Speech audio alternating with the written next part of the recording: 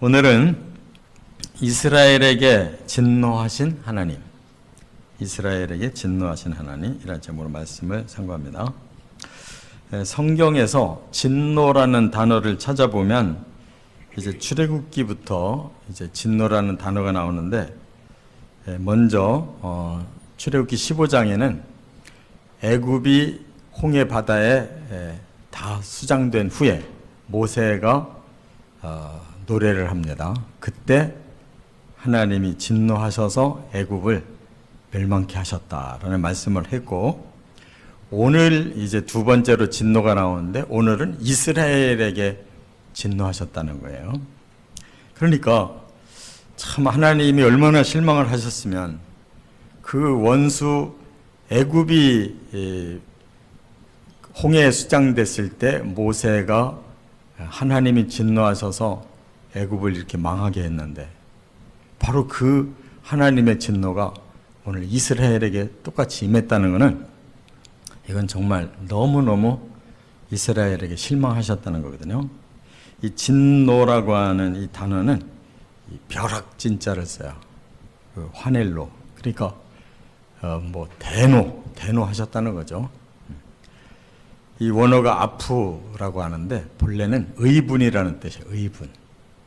우리 사람들도 막 화 자주 내는데 그것이 올바른 화를 낼 때는 의분이라는 뜻으로 쓰는 거고, 그냥 분노했다 하는 거는 그냥 자기가 자신을 이기지를 못해서 폭발시킨 거, 그런 것을 말하는 겁니다. 하나님의 진노는 의분이에요. 그렇기 때문에 그 진노를 한 그 연유가 금송아지 섬겼기 때문인데, 너무나 중요한 그 문제를 그들이 범죄한 거예요. 하나님이 10가지 핵심 계명 주셨는데, 첫 번째 다른 신 섬기고, 두 번째 형상 신 섬기고, 세 번째 그 신을 보고 여호와라고 이렇게 망령되이 일컫고, 완전히 1, 2, 3계명 완전히 노골적으로 다 저지른 그들을 어떻게 용서하겠어요?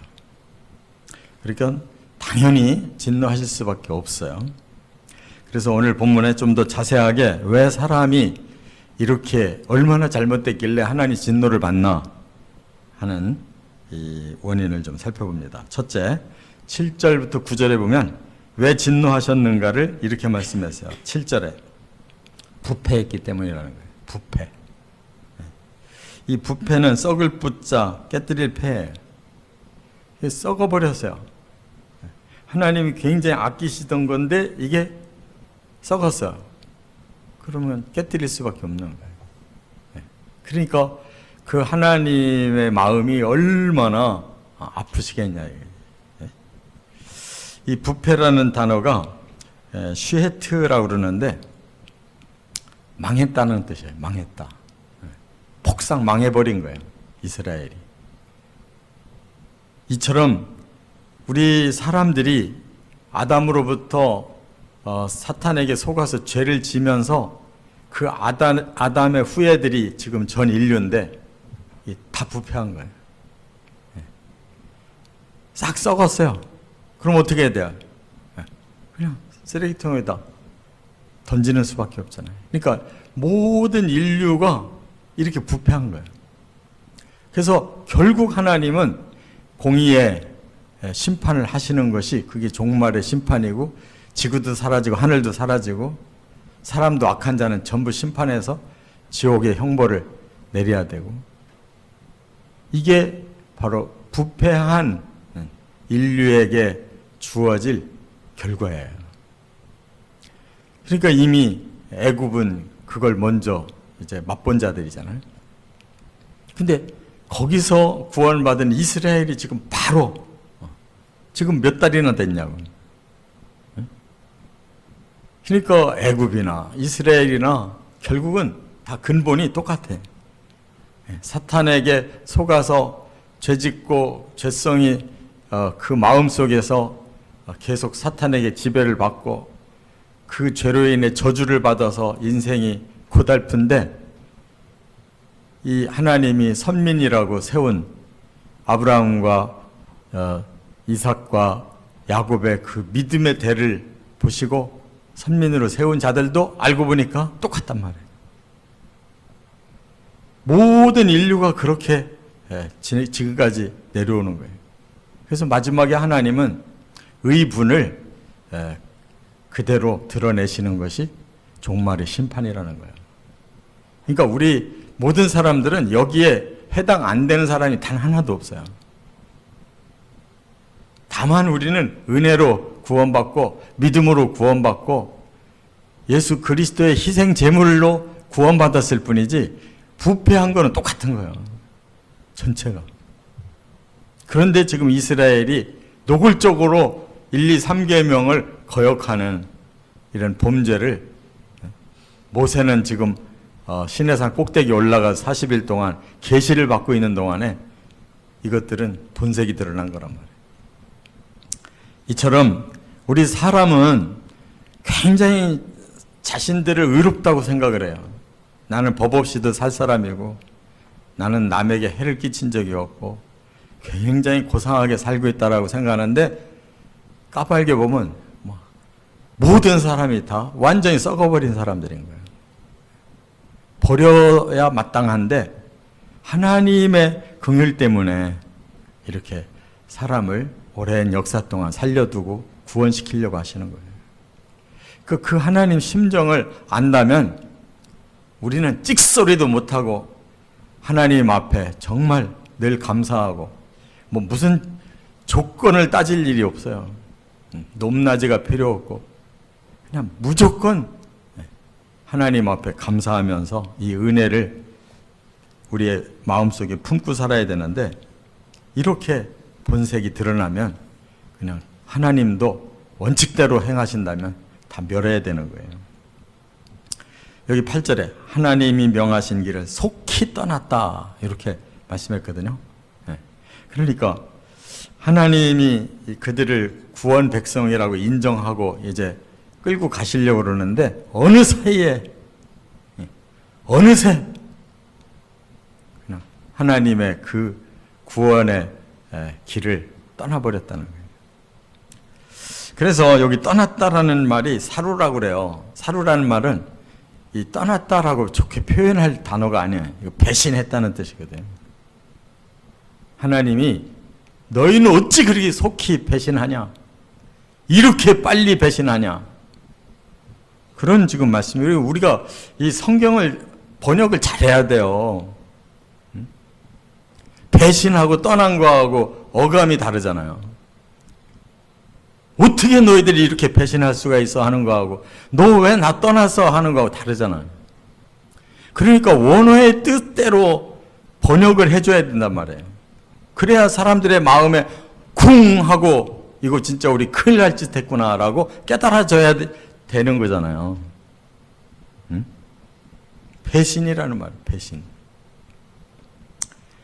그래서 이런 배신의 행위를 지금 여기에서 하나님이 다시 설명하셔요.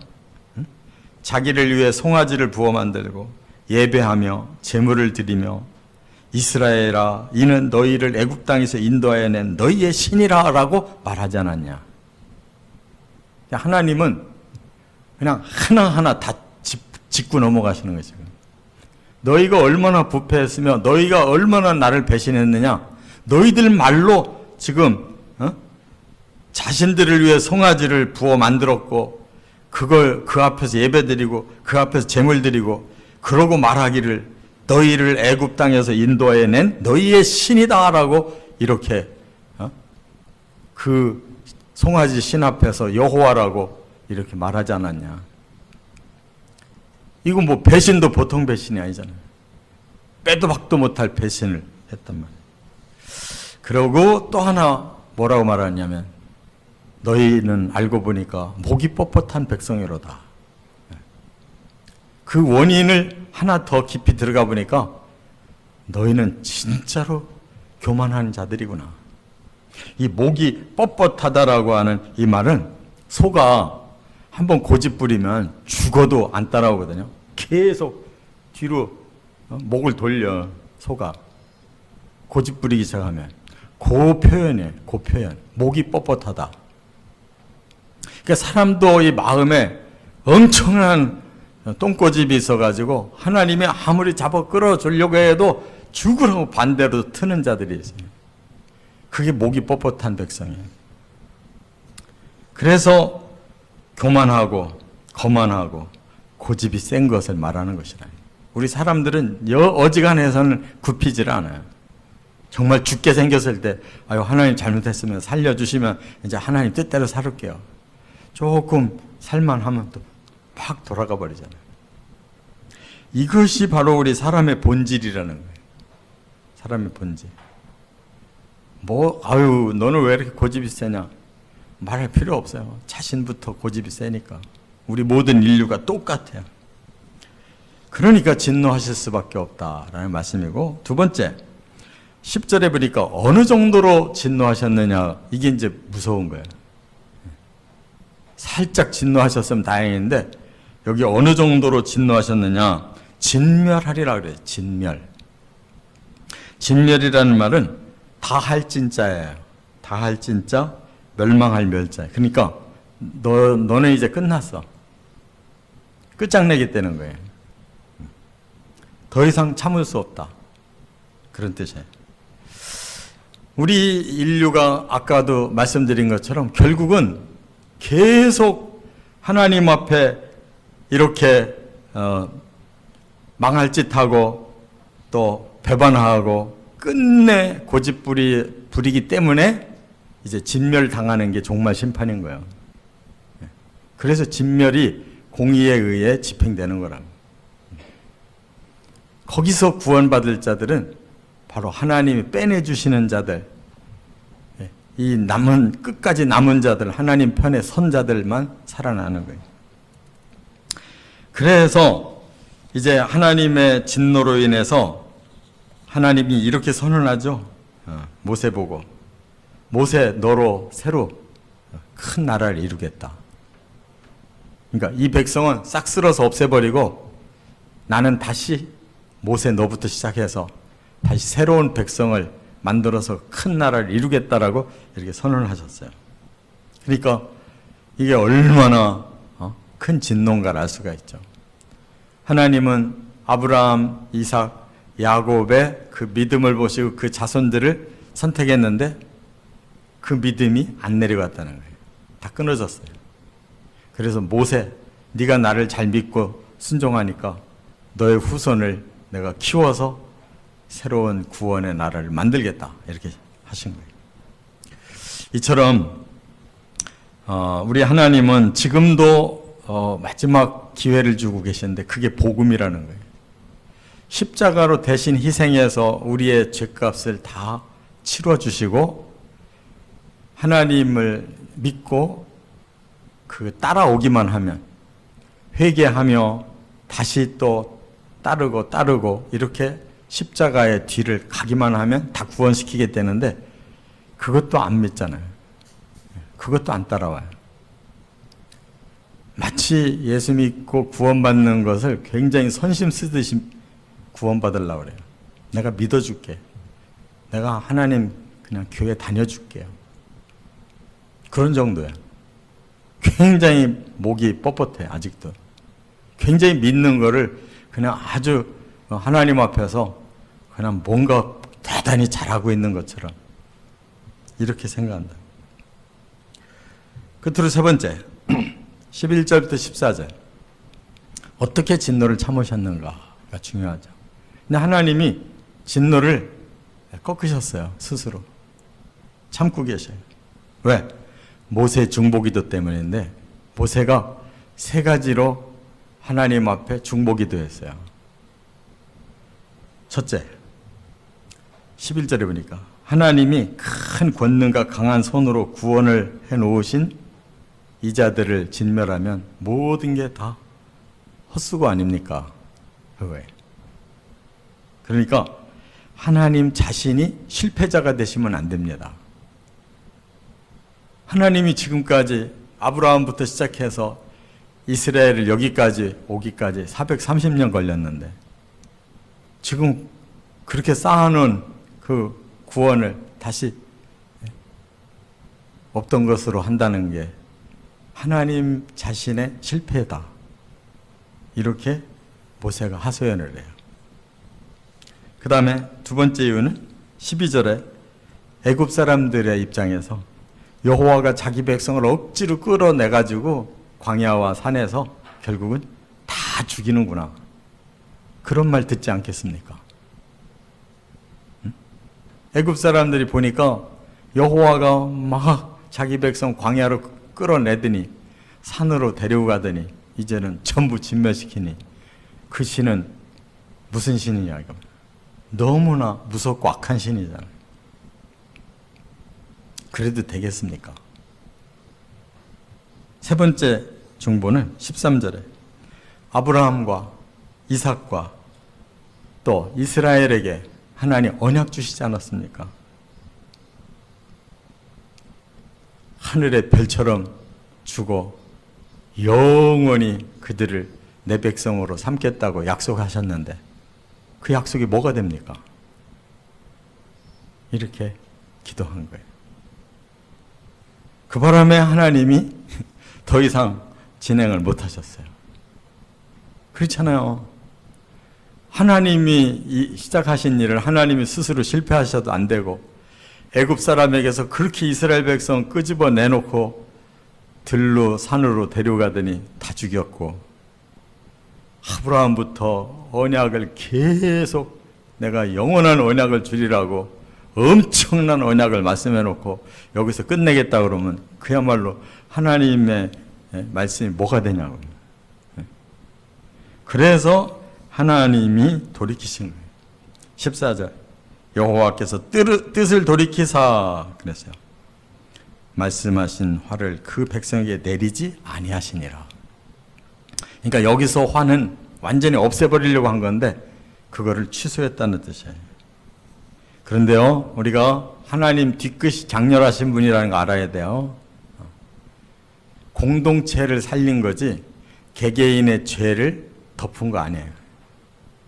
그래서 공동체는 이스라엘 공동체가 한 200만 명이 되고 작년이 60만 명이었잖아요. 40년을 광야를 뱅뱅 돌면서 그 장정 60만이 다 죽어요. 거기서 살아나서 가나안 들어간 사람은 여호수아 갈렙 딱 두 사람뿐이에요. 개인들은 다 죽었어요. 그 대신 자손들이 그대로 살아나서 장정 60만 명이 그대로 들어가요. 근데 인격적으로 개개인은 다 달라. 뭘 말하느냐? 하나님이 공의를 포기하지는 않으신다는 거예요. 우리 인류가 과거로부터 지금까지 이 땅에 충만해요. 그런데 다 개별적으로는 다 심판이 있었어요. 그걸 알아야 돼요. 용서가 다윗도 용서를 받았지만 그 개인의 범죄에 대해서 전부 다 물으셨어요. 그가 죄를 범한 종류대로 벌을 받았어요. 그가 강간한 죄 없는 여자에게 강간했기 때문에 자기 아내들이 대낮에 강간을 당하는 그러한 대참변을 겪었어요. 의로운 아내의 남편을 죽였기 때문에 그가 나중에 그렇게 자식이 서로 싸워서 죽어나가고 이러한 망하는 꼴을 다 겪었어요. 안 겪은 게 없어요. 다윗은 그대로 범죄한 대로 그대로 다 겪었어요. 뭘 말하느냐? 그가 하나님 앞에 끝까지 믿음으로 구원을 받았기 때문에 하나님의 나라에 갔지만 이 땅에서 그가 남긴 흔적에 대해서 그를 공의로 계속 때려서 훈련시켰어요. 그냥 천국 들어갈 수가 없는 거예요. 그래서 우리가 이 땅에서 고난을 죽으라고 받는 것은 구원을 이루기 위해서 하나님이 의의 훈련을 시킨다는 것을 깨달아야 돼요. 그냥 미워서 그냥 버리는 게 아니고 어떻게 해서라도 의롭게 만들어서 들여보내려고 하시는 거예요. 그러니까 우리는 하나님의 그 중심 뜻을 알아야 돼. 공의의 진노 앞에 우리가 반드시 나의 악을 회개해야 되고 변화를 반드시 해야 된다는 거예요. 그냥 우리 생각대로 적당히 덮고 넘어갔다 그거 아니라는 거예요. 일단 덮어서 시작하지만 하나님은 하나하나 따져서 변화시키고야 마는 하나님입니다. 이렇게 하나님의 진노는 의분입니다. 결코 감정이 아니에요. 의의 분노는 반드시 그대로 돼야 되는 거예요. 결코 하나님 포기하지 않으셔요. 우리도 이처럼 예수 믿었다고 다 된 게 아닙니다. 이 땅에 의의 훈련은 반드시 겪어야 되는 거예요. 그래서 우리가 잘못 행동하고 범죄하는 거에 대한 두려움을 가져야 되고, 범죄했다 하면 그건 반드시 바르게 풀어나가는 과정이 꼭 있다는 것을 깨달으시고 정말 하나님의 공의를 중요히 여기고 살아가시기를 주의 이름으로 축원합니다.